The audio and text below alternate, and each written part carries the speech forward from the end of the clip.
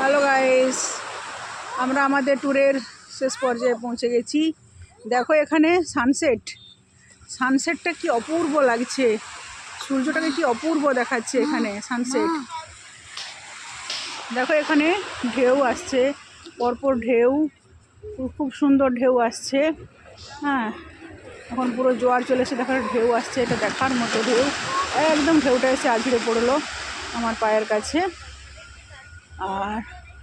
আর দূরে দূরে নৌকা দেখা যাচ্ছে। দেখো,